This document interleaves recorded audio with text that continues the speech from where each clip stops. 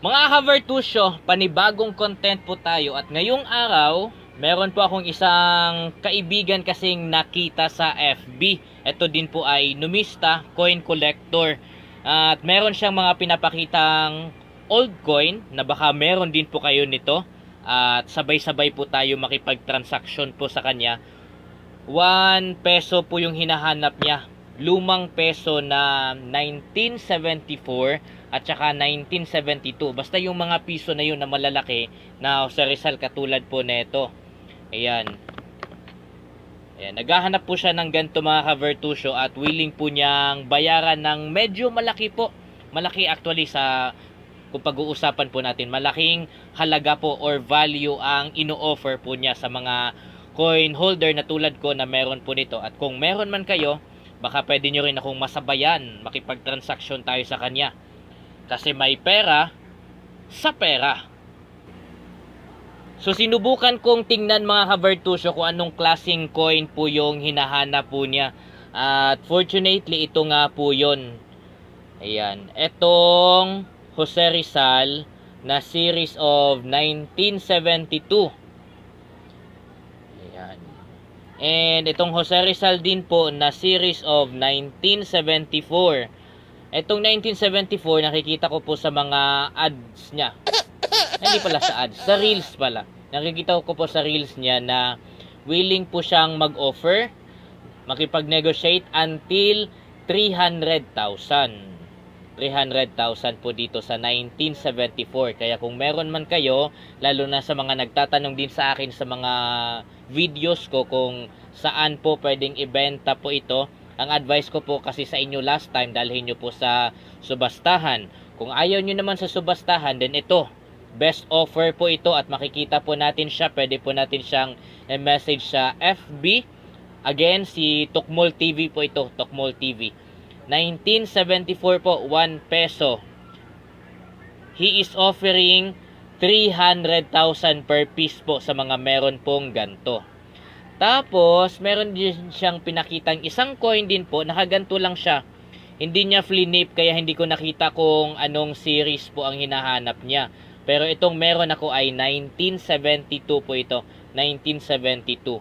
And he is offering 1M. 1 million po, yes, hindi kayo nagkakamali po sa narinig po ninyo. 1M po ang ino-offer niya po sa coin na ito. Kaya ako din mismo ay magkaroon or makikipag-negotiate sa kanya. So, willing ko din pong ibenta itong coin ko na ito. Kahit ito lang ang meron talaga ako, at very rare po ito sa collection na meron po ako, pero 'di ba? Sino bang hindi manghihinayang sa isang pera na 1 million or 300,000 lalo na sa panahon ngayon na nangangailangan tayo at malapit na ang Pasko. Yan, so makakahanap pa tayo ng ibang coin na ganito, makakabili pa tayo ulit ng coin na ganito, pero minsan lang po may mag-o-offer ng ganon at hindi na kailangan bumiyahe sa subastahan kung saan man para lang magbenta ng old coins na ito.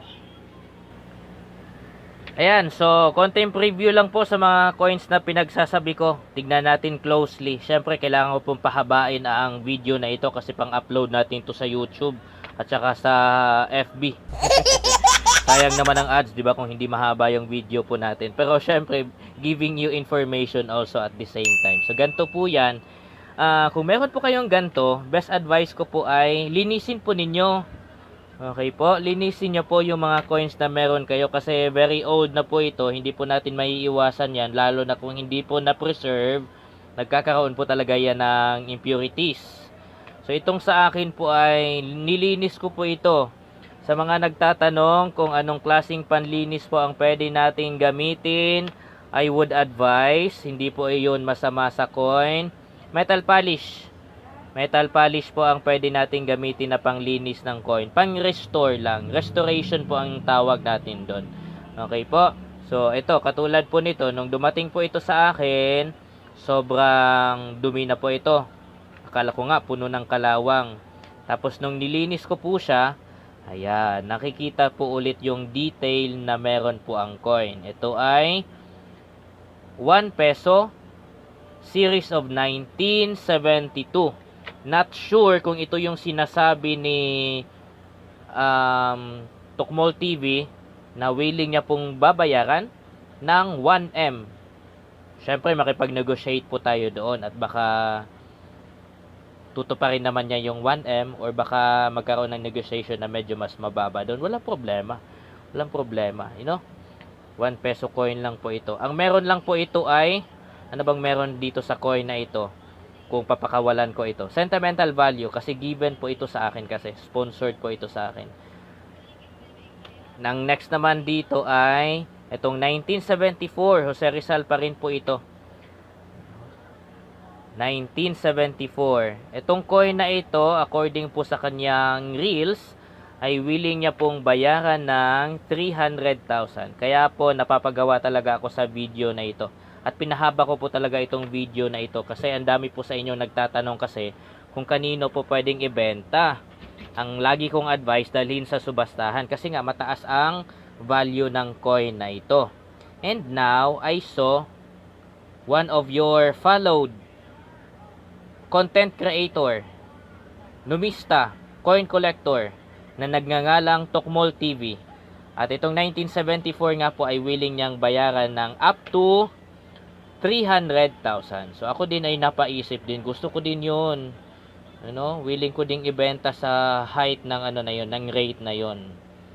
Okay, tapos ito, 1M 1972. Sabi ko naman sa ibang mga video ko, ito ay milyones na nga po ang halaga. Kaya sakto lang po yung rate na binigay niya. Mahirap man sa akin na pakawalan ito pero nangailangan ako ng pera ngayon lalo na't malapit na ang Pasko. Marami na namang mga ngaruling kasi. Baka ito pa ang maibigay ko, sayang naman. So ibenta ko na lang to. Baka magkaroon ako ng ibang barya na pwede kong ipamigay. Actually mga ka-Vertusio, itong tatlong coin ko na ito na malalaki po ang sizes ay naka plastic blister na po ito. Ginawa ko lang po ito personally last time kasi hinanda ko nga po ito sa subastahan. Ang plano ko talaga dito ay dalhin sa subastahan at doon sila ibebenta. Kaso naghihintay pa ulit kami ng another schedule kung kailan ulit. Last time kasi sa Pasig po yon sa may Marco Polo. Tapos before that sa Quiapo naman sa Bautista Street. Ngayon wala pang another announcement kung magkakaroon ba ulit ng subastahan. Pero most likely ngayong November meron po yan dahil Andres Bonifacio. Baka yung commemorative coin niya ang magiging highlight sa subastahan po niyan. So nakahanda na po ito for subastahan. Pero dahil nga po nakita ko po si Tokmol TV offering that kind of amount para sa mga coins na ganto, then I am thinking of negotiating with him or making a transaction with him. Sayang din naman kasi.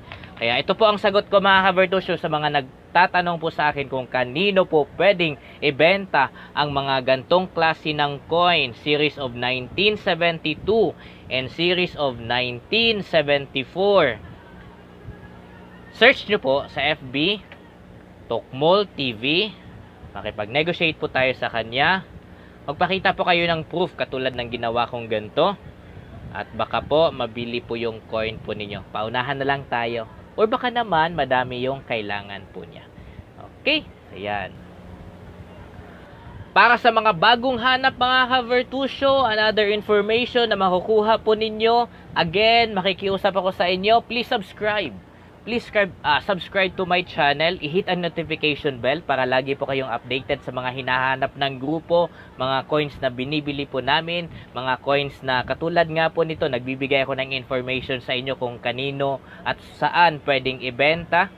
Para lagi po kayong updated noon, huwag nyo po akong kalimutan. Follow nyo po ako. Pwede rin pong i-share. Baka naman, di ba? At dito lang po yan sa Vertusio. You